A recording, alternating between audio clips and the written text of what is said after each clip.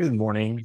Good afternoon, everybody joining us here, East Coast, West Coast. See the attendees trickling in at the moment. Welcome to our webinar today, live discussion on the future of security, discipline, and architecture with Salesforce's Peter Coffey and Flowsum's Christopher Stern. We're just going to allow a couple of minutes here to let the attendees trickle in. I can see the number still climbing, so please bear with us. We'll check in about 3 minutes time to go live. Please stand by. Good morning again. Good afternoon to everybody that's joining us. To those that just joined the webinar, we're going to give it 1 more minute before we get started, 3 minutes after the hour here, just to allow a little bit of time for some more people to trickle in. I still see that number climbing. Please bear with us. We'll be right with you. All right. Welcome everyone to our live webinar on the future of security, discipline, and architecture.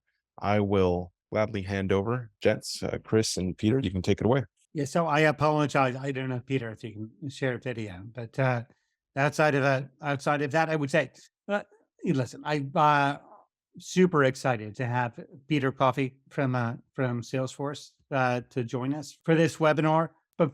Prior to joining Flowsum, spent 20 years at a company called Akamai. Always followed Peter. And so super excited to have Peter come and talk about his experience, specifically as it relates to what we're doing with the future of security.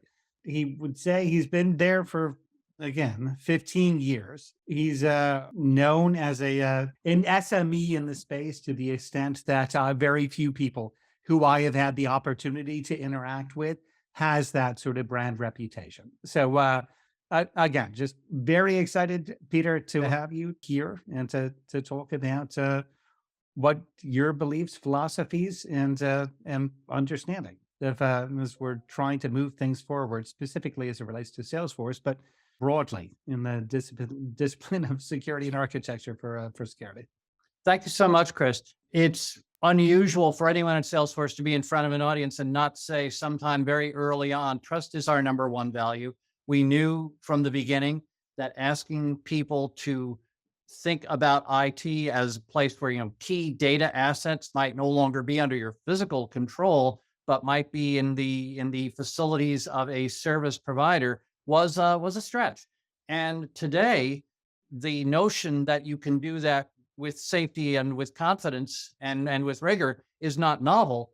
But the flip side of that is that now sometimes the softest target is the end user rather than the environment itself. People don't attack the Salesforce cloud, but they might attempt to phish the Salesforce user for credentials. And this is why both discipline and architecture are so key to this, especially because today, Peter Drucker was never more correct than he is now. It was this, I'm quoting him posthumously, but the notion that there's no such thing as a profit center in an organization, only a cost center. The only profit center is the customer, and the only job of the company is to create customers. And today, the creation of customers largely depends on the establishment of trust.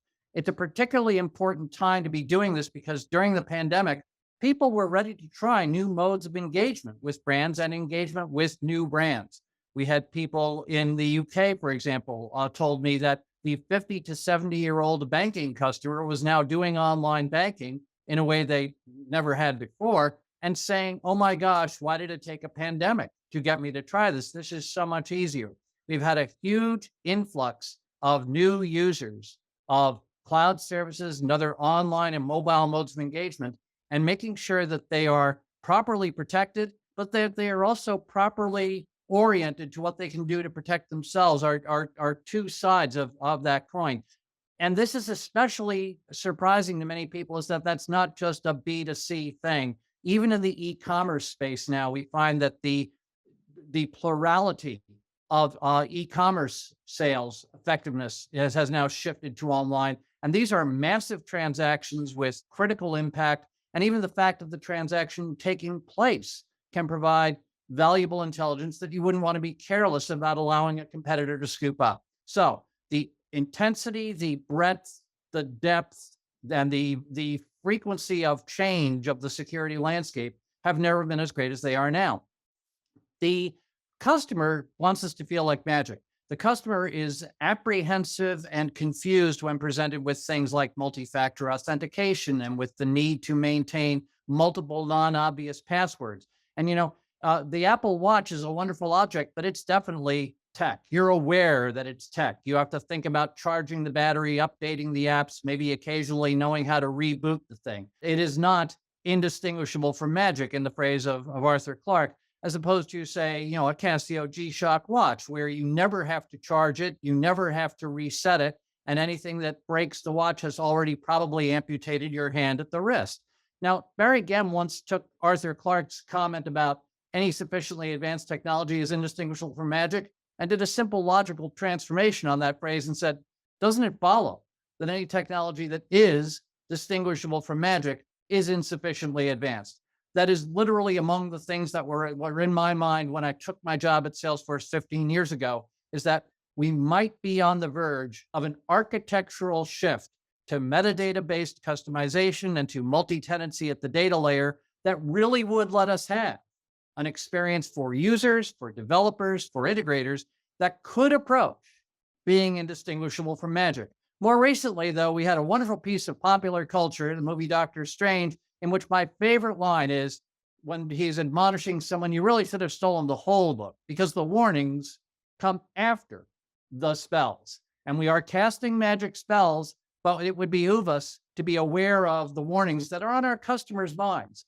They know that our customers, the companies that deal with purchasers and users of services, they know that they're facing new demands for external engagement and a fluid, comprehensive customer experience that includes a lot of data that's now lifestyle, location, behavioral data that people are very nervous about sharing. Financial mistakes can be fixed with money. Breaches of personal data are bordering on irreparable. Now, to do that in a talent scarce environment is a challenge. One of the things that we're seeing in current volatile situations is that sometimes compliance, security, the trust personnel are among the scarcest people, and that maintaining compliance with rapidly evolving regulations like GDPR and California Consumer Privacy Act, these are critical concerns. This also relates to what's going on in the supply chain environment right now, where the need to be managing rapidly evolving relationships, multiple suppliers, reliable intelligence that has great value to your competitors, all of these things come together. And as I've mentioned already, this is all being done under an increasingly intense and complicated scrutiny of data custody behaviors, whether it's regulation, legislation, or just elevated customer awareness and expectation. All of these four things really come together in important ways, and it makes all of us basically security professionals, if we whether we want to be or not. Now, the old way of thinking about this is that you're protecting IT assets, you're protecting files, you're protecting network connections, and so on. But we can zoom out and say the asset protection is the enabler for what we're really protecting, which is the experience of the user and the customer. And if we think about ourselves as protecting that experience, we'll ask different questions. We'll ask, what is the mission we're undertaking here? What constitutes success? And to what extent does information support that mission? Where does it originate? Who holds it? Who can see it? Which is probably a somewhat larger set. What events change it? And when does that matter? When is that important? If you're trying to maintain security on financial records, you might need to do that for years or tens of years. If you're trying to maintain security on your market trades, then literally tens of seconds might be all that's needed to be sure that you are not, as they say, being front run by a higher velocity trader. The time scale of the protection is directly tied to the role the information has in the support of the mission you are undertaking. And you need to get those priorities right. How do people know when information has changed? We see situations sometimes where the only function of log files of security systems is to take up an unreasonable amount of space until the log file is flushed and starts building over again. There's no one with the job of reviewing the file. There's no automated tools for highlighting the suspicious events that demand additional scrutiny. The security has been purchased as if it were a magic talisman, instead of being purchased as if it's a tool that needs to be properly used to show you where new vulnerabilities might be emerging. And then, of course, the question is, how can people act promptly to stanch the bleeding before that's become a problem, and then to fix the problem. These are not new questions. These are not my original insights. I essentially stole this from the National Security Agency and their InfoSec assessment methodology, which is now 18 years old. And yet, if I walk in and I begin having this conversation with people who are still taking what I'll call really a 1970s approach to security, which is thinking about the information asset instead of thinking about the mission, this can feel like a very novel conversation to many people. But the future-ready architecture and discipline really need to meet three needs. Number one, we have to build the security in from the beginning or have it be part of the environment in which we build our first prototypes. Adding security after the fact is fraught. It's easier to forget or fail to achieve something. It's hard. You may discover that introducing the security after the fact creates a performance issue that has people saying, well, do we really need that? If you work in an intrinsically secure environment and one that is instrumented properly, you will not have those painful conversations. And so the first element of the future readiness that I'd like to emphasize is that it needs to be built in, not planned to be added later as part of going from prototype to production tool. The second thing is a recognition of the velocity of the environment now. Hackers are looking for victims 15 minutes after zero-day threats become known. And so the need to be working with this in terms of, I'm going to be able to spot bad behavior. I'm going to be able to spot a data leak or an abuse. I'm going to be able to spot someone downloading 25,000 pieces of diplomatic messaging when on a normal day they would only look at 24 of those. That's a behavior that a dashboard could have surfaced before someone walked out of the building with a CD full of sensitive diplomatic information that winds up on WikiLeaks, for example.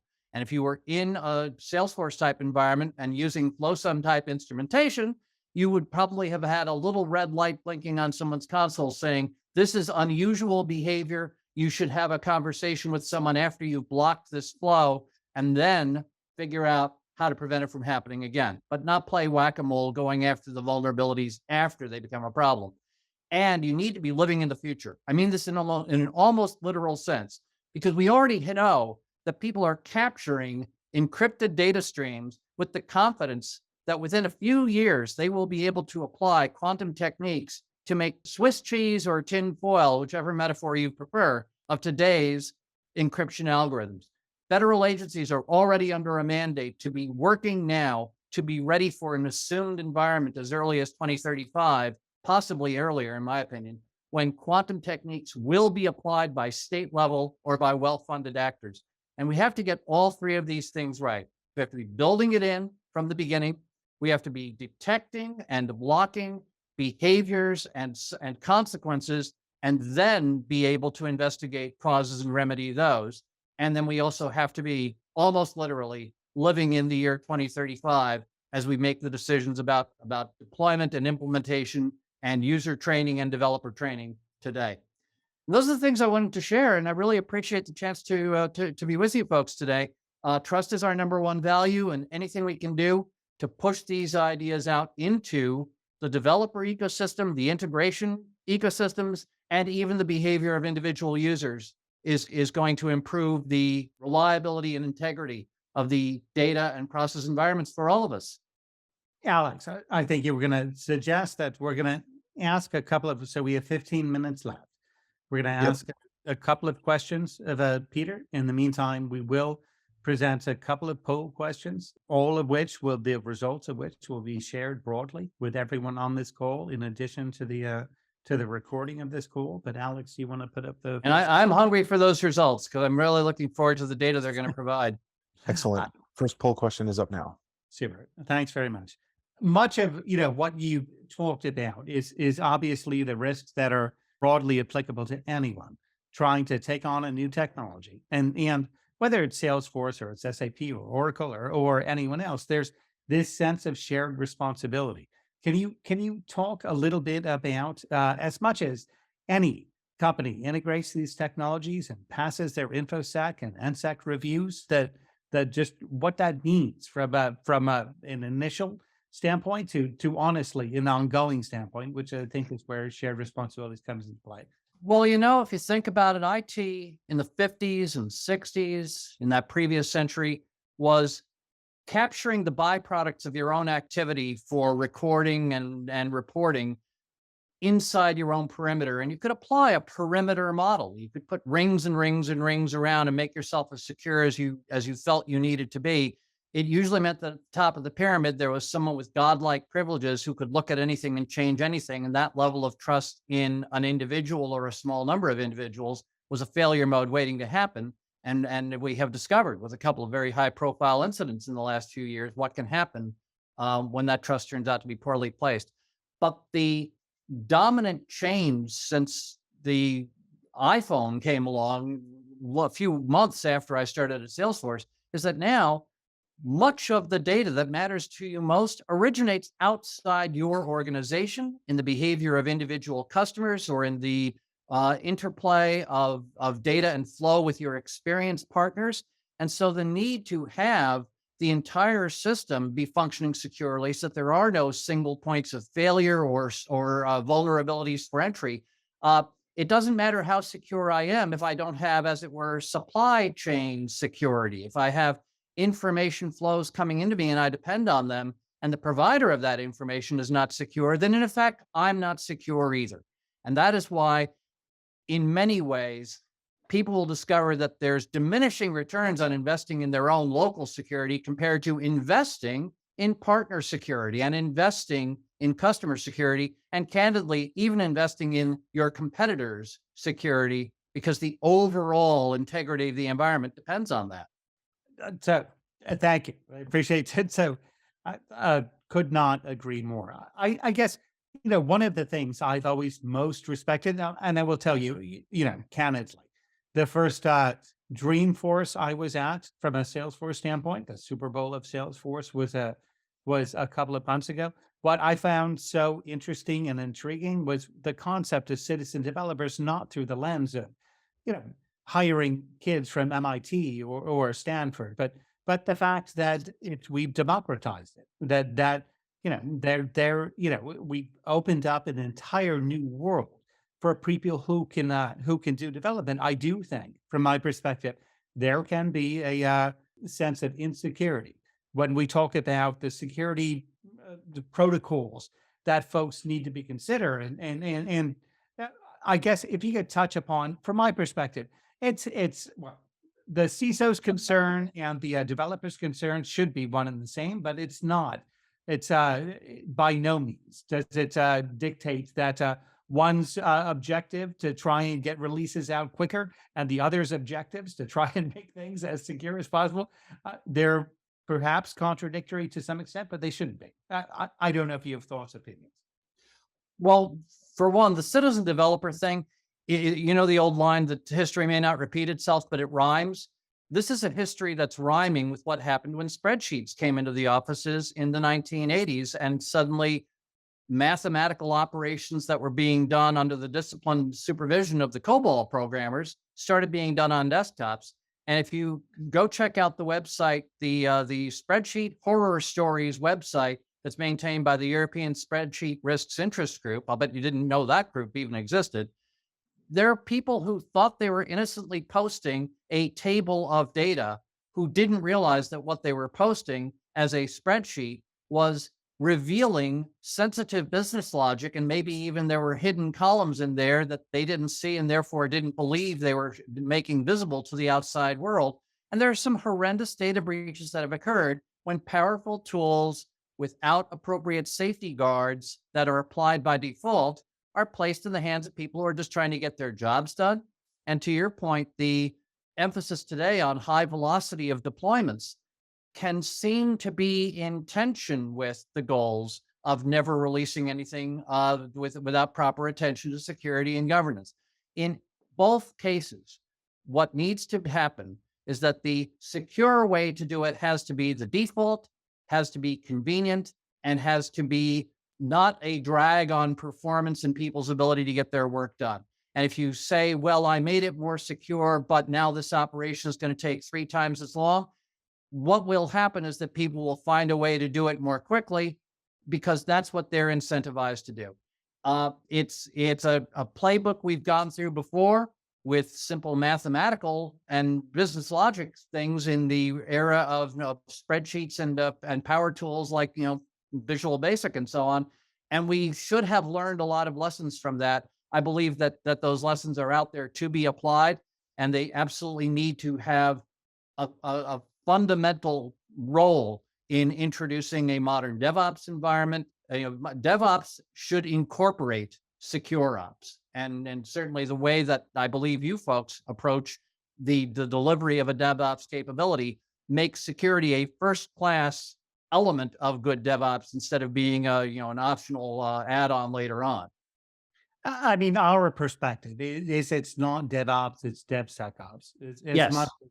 yeah. So as much as you have the solutions to accelerate Yes. the schedule, there needs to be the automation built in from a security standpoint that doesn't interfere with anyone's ability to do their job, but has sort of the automatic security protocols in place. Again, from a shared responsibility standpoint, Absolutely.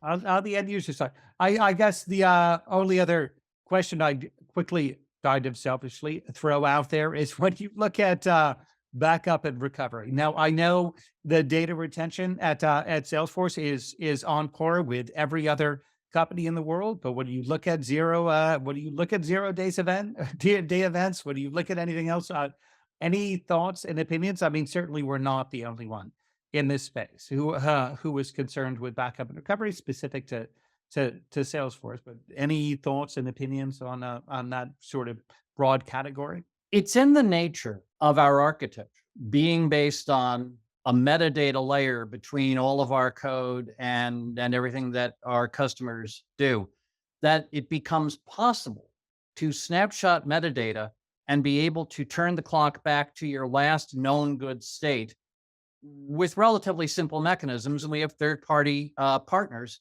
who offer a variety of tools in that regard. It doesn't need to be as secure as possible. It needs to be as secure as necessary. And it's important to have disciplined conversations about, well, how long does data need to be retained, under what levels of protection, so that you don't wind up with an infinite series of backups of your backups of your backups of your backups. And that's not a simple conversation to have. Data retention rules can be surprisingly baroque, depending on your compliance with different legislation. For example, if you're a manufacturer and you deal with toxic materials, you may discover there are 5 different audiences whose exposure you need to be monitoring, and that may have different data retention periods for each of those audiences. So this is definitely a case where you want to consult professionals. The need to be not merely doing backups, but verifying your ability to restore from those backups, because that's often not a trivial thing. There are some products out there that are notorious for the difficulty of being able to roll back to a known good state because they have different bits and pieces on different update cycles, and getting back to an internally consistent state is not for the faint-hearted. So this is another reason why a platform as a service and DevSecOps as a service are something that people should be seriously considering, even if they believe that they've got professional, capable on-site IT. This is a perception that I used to encounter 15 years ago. People would say, well, I don't need software as a service. I have an IT department. At this point, it is not an admission of failure to say I need the leverage and scale of a professional service. The environment has changed. It is a more volatile, accelerated, intense, and complex environment than ever before. And to continue to be successful today is to engage the leverage of professional services partners in taking on these new challenges. Backup is something that used to be fairly straightforward. Now it's a much more complex, almost fractal complexity. And it's not an admission of failure to use the best available professional tools and services to assist you in that. Listen, and again, to some extent, that was a leading question through the lens of, listen, I think we're the only, well, one of the only partners who has the data backup and recovery solution outside of Own Backup, who's primarily who we compete against for doing the backup on top of the DevOps, on top of the sort of Trust Center solution. I know we only have 3 minutes left. Peter, again, so much.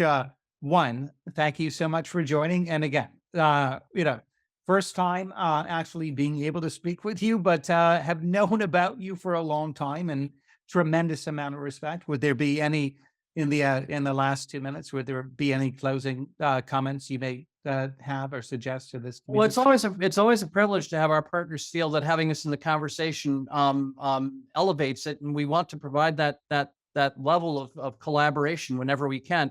I have had the privilege of collaborating with other people who are better known in the security community than I am. For example, Bruce Schneier. And I'm reminded of something that Bruce Schneier said once, that if you buy a safe and lock things in that safe, you still put the safe behind a locked door. You still have a camera watching the corridor off which that door opens, and you pay people to watch the monitor that is connected to that camera. You have layers and layers and layers. You don't ever just buy a magical amulet of technology and say, okay, now I'm secure. Security is a process enabled by technology, but only assured by constant engagement of your users, your partners, and even sometimes your competitors, in creating an environment in which we can all have high levels of trust in the accuracy, the confidentiality, and the regulatory compliance of the data that make modern life possible. And I so appreciate the chance to be involved in this conversation today to help elevate awareness and commitment to that. Thank you, Peter. So, the post is cool. Again, we'll send the follow-ups to I think we only ended up with presenting one survey question, but we'll present the results of the survey questions as well as the recording of the call. But I would suggest if you have questions for us at Flowsum, please ask it. I'm sure, Peter, if folks have questions for you directly, is there a channel through which they could? I'm easy to find on LinkedIn, and I also welcome emails at pcoffee@salesforce.com. Thank you very much for everyone who has attended, and most importantly, thank you, Peter. Really, really appreciated your time and insight. It was great to be with you. Thank you.